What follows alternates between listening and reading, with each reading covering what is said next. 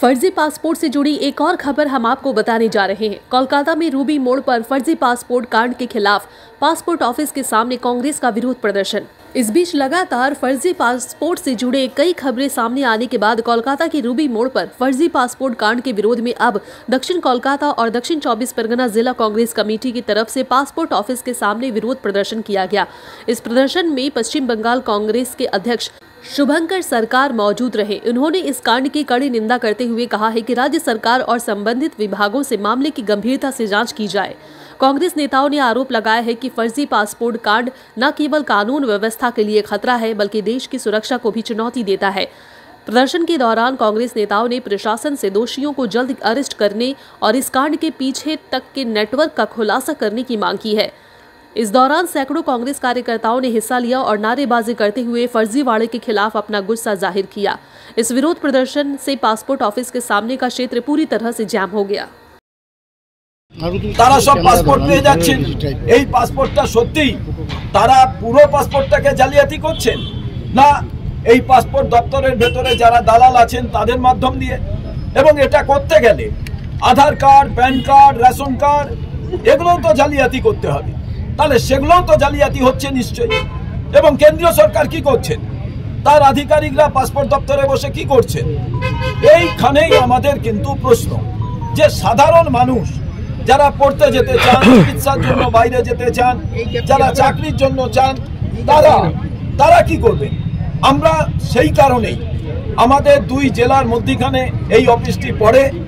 এরপরে যদি আমরা দেখি যে 1 মাস 2 মাস 3 মাসের মধ্যে কিছু হচ্ছে না, রাজ্য কংগ্রেসের পক্ষ থেকে আমরা বৃহত্তর আকারে পাসপোর্ট দপ্তরের সামনে আগামী দিনে বিক্ষোভ সংগঠিত হবে।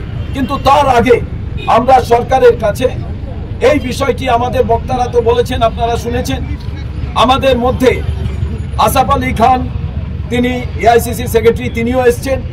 ভাবুন গুরুত্ব কতটা। আমাদের মধ্যে সমস্ত নেতৃবর্গ আছেন, আমাদের মধ্যে তারা এরপরে আমার এই প্রেস কনফারেন্স আপনাদের সামনে হয়ে যাওয়ার পর তারা বক্তব্য রাখবেন, আমিও বক্তব্য রাখবো।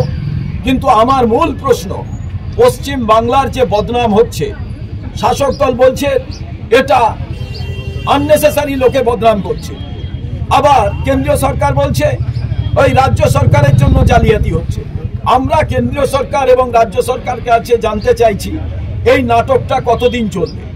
তার কারণ আপনারা বলছেন আপনাদের দপ্তর, এবার এখানে পুলিশ তারা ভেরিফিকেশন করবে, অথচ দেখা যাচ্ছে কি করে এই জালিয়াত পাসপোর্ট এই আজকে ডুপ্লিকেট সমস্ত বানিয়ে আজকে যে যার মতো জঙ্গিরা এখানে ঢুকে পড়ছে, সন্ত্রাসবাদীরা ঢুকে পড়ছে, যে কেউ পাসপোর্ট পেয়ে যাচ্ছে, একটা দালাল চক্র তৈরি হয়েছে।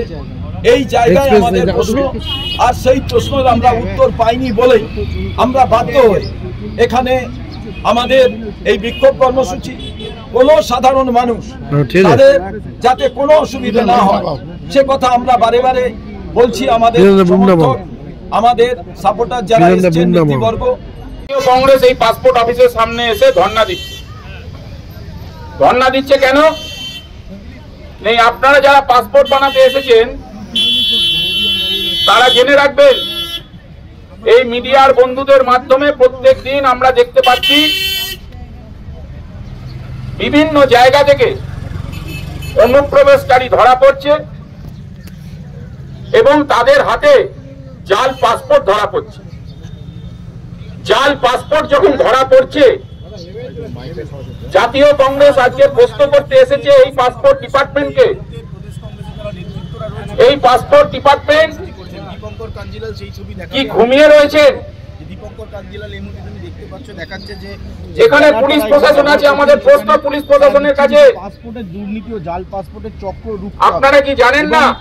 রাজ্য প্রশাসনের পাসপোর্ট ডিপার্টমেন্ট কি জানেন না পাসপোর্টকে যে এই এমন একটা পাসপোর্ট, যে পাসপোর্ট এমন একটা ডকুমেন্ট এবং নিঃসন্দেহে যে ডকুমেন্ট নিয়ে ধরার কিন্তু চেষ্টা চালাচ্ছে। তুমি দেখতে পাচ্ছ গোটা ভারতবর্ষে যে কোনো জায়গায়, যে কোনো সরকারি নথি থেকে শুরু করে নিজের ব্যাংক অ্যাকাউন্ট থেকে শুরু করে সমস্ত জিনিস খোলা যায় একমাত্র পাসপোর্ট, যেটাকে বলে ইউনিভার্সাল ডকুমেন্ট। এই ইউনিভার্সাল ডকুমেন্টকে নিয়ে আমরা কি দেখতে পাচ্ছি? আমরা দেখতে পাচ্ছি এই ইউনিভার্সাল ডকুমেন্ট অর্থাৎ পাসপোর্ট 9/6 হচ্ছে, 9 কে 6, 6 কে 9। তাই আমরা পশ্চিমবঙ্গের মানুষ তার নিরাপত্তা, পশ্চিমবঙ্গের মানুষ যারা দেখছেন যে অনুপ্রবেশকারীরা বাইরে থেকে ভিড় করছেন এখানে এসে, এবং আপনার আমার সাথে থেকে তানাশাহির সঙ্গী হচ্ছে, তাদেরকে আটকাতে হবে।